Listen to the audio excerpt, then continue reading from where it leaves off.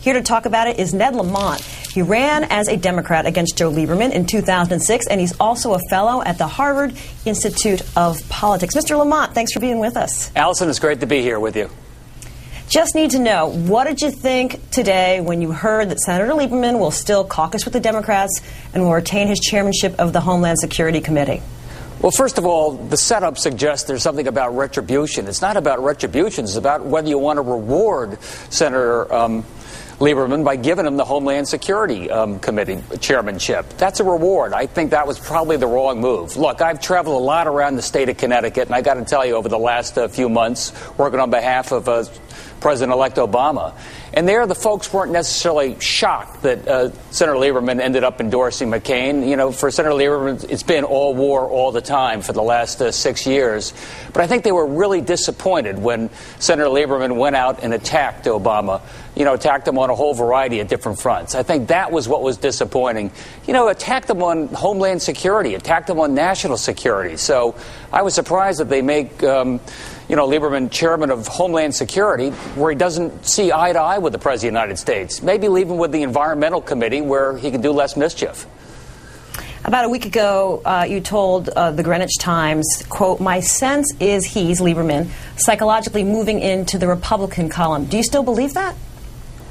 I do. I think he feels much more comfortable, certainly on foreign policy, national security. When he endorsed, John McCain, he was endorsing a whole variety of issues when it came to a new Supreme Court, when it came to a Supreme Court that would compromise our civil liberties, threaten a woman's right to choose. So I thought he crossed a Rubicon. But, that's then and now's now. And I can understand where President-elect Obama is coming from. He doesn't need a recalcitrant Democratic senator who feels victimized, who can be a distraction.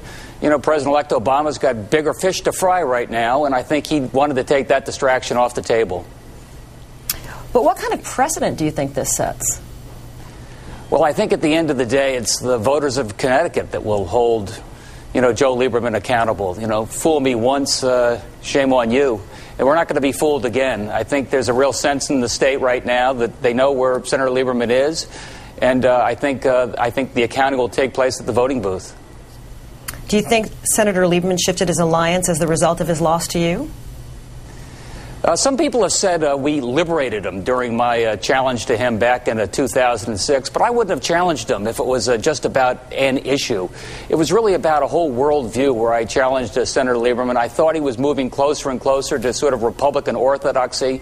He wasn't willing to challenge the Republican status quo. I thought he was wrong on national security, and he's challenged the Democrats on those same issues. So, yeah, I think he seems to feel more and more comfortable in the Republican camp.